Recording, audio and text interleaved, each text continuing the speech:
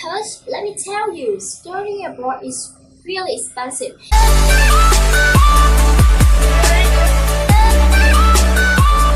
Hello everyone, welcome back to my channel. To the one who new is here, I'm Trâm.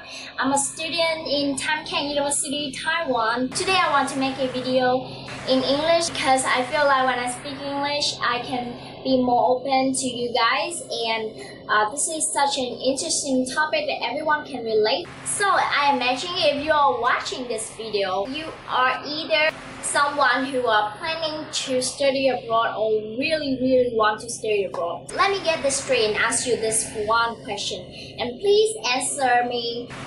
What has stopped you from studying abroad? What has stopped you from not doing it yet? To start this video, I want to tell you a story about myself, and you can see if you can relate to me or not.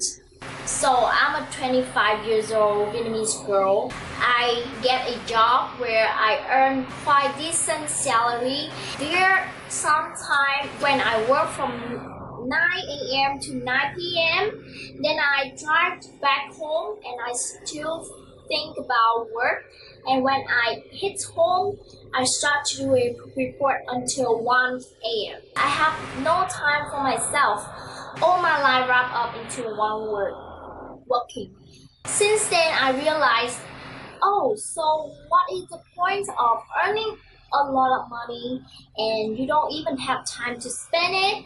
Or what is the point of spending all your money into luxurious bag or a crazy night at bar, or buying so many things, or travel to some place that's really expensive but so rushed, and you are still thinking about working? After 3 years working, I felt so tired and just like a battery. My energy is running out and I need a recharge. Then I decided to quit that job and to start planning for my study abroad plan. And now I'm here with you guys, and I'm in Taiwan. I really enjoy my life, and I'm a first year student in KHôNG University.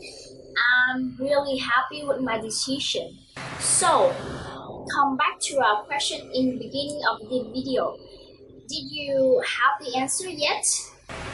So, if you haven't had the answer for my question, let me list out some possible reasons that I been summarized from my experience and other friends that they study abroad. And after this, I think you might have some solution or at least a clearer idea to start planning your study abroad. If the first reason is the money, yes, I'm there with you, because every one of us, if we want to do something, we need money. And that's so practical, yes, so realistic, because if we don't have money, we cannot do anything. And people said time is money.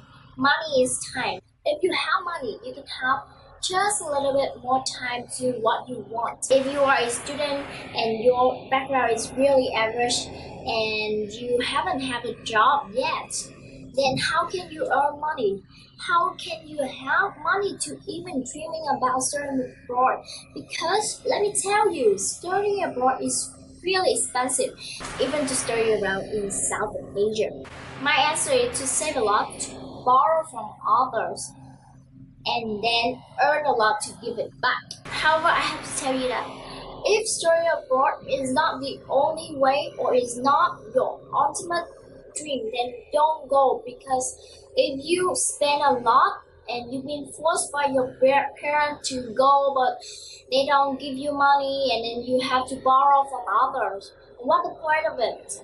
Don't spend a lot of money on things that you don't like, or things that you think that is not worth the investment. And I have been working on this for more than 3 years, so I save a lot before I come here.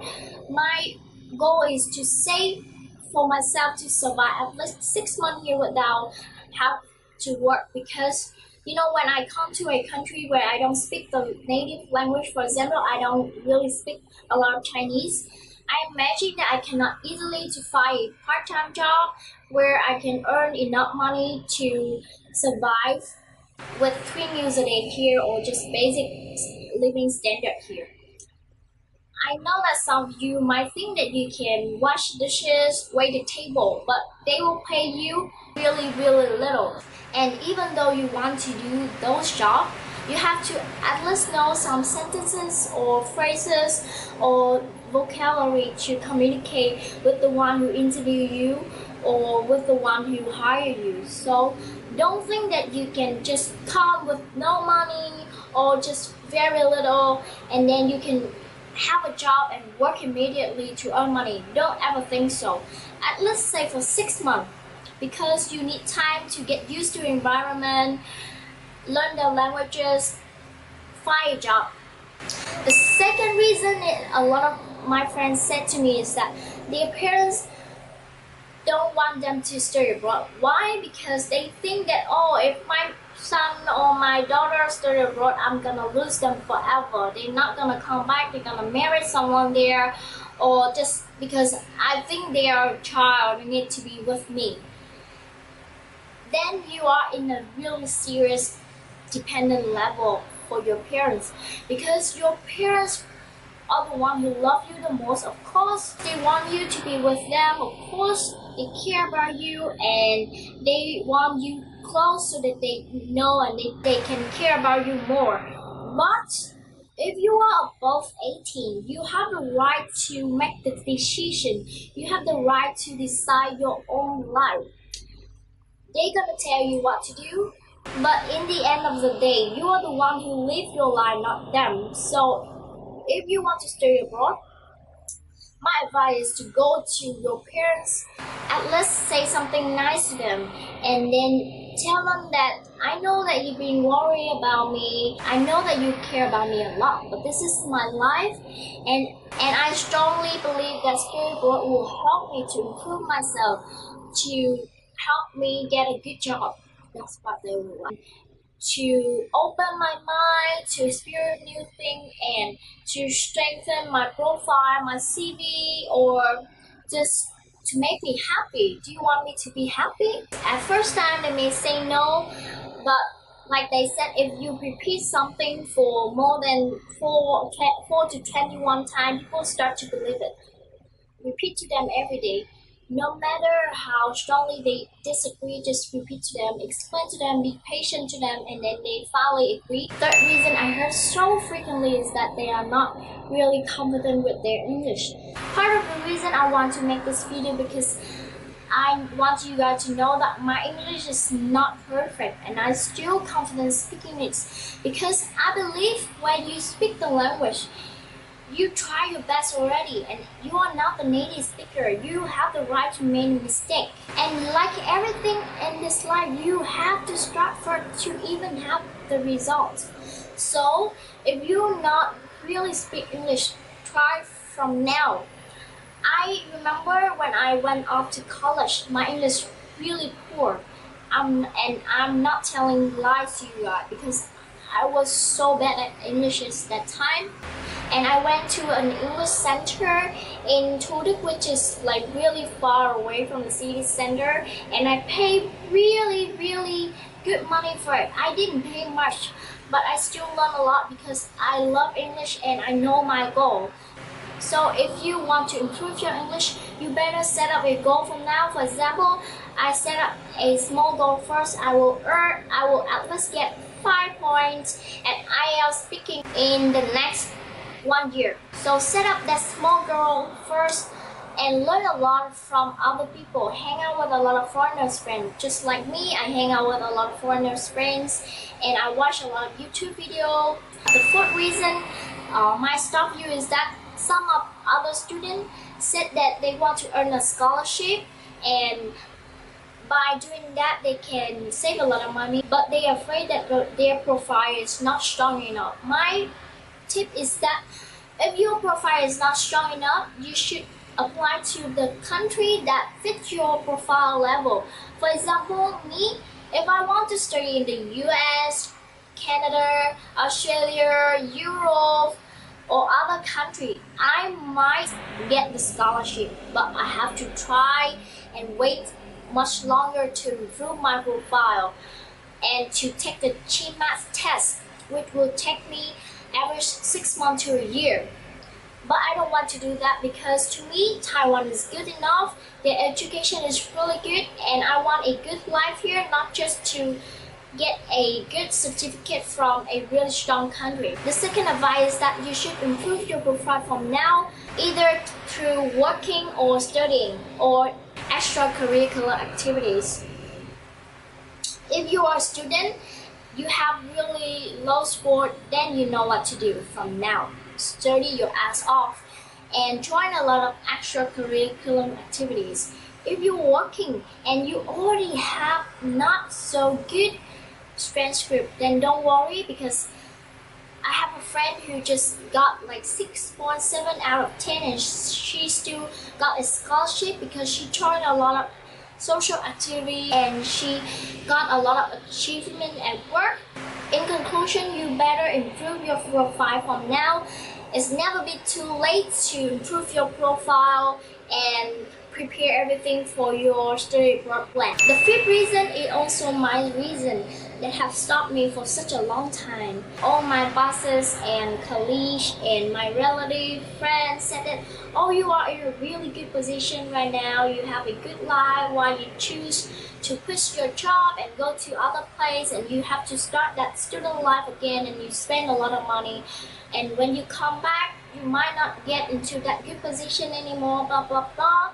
I think my answer for that is that I don't believe when you investing in your knowledge and in your own happiness that you're doing something wrong and it stop you from getting a better future. Because when I studying here, I improve my knowledge a lot. I can learn a lot of more things. For example, I still really passionate in marketing, but here I not only learn marketing, I can learn about finance, human resources, business structures, and so many other things that I cannot learn if I just working in marketing. And I strongly believe that it will benefit my marketing job also because I need to work with a lot of other departments.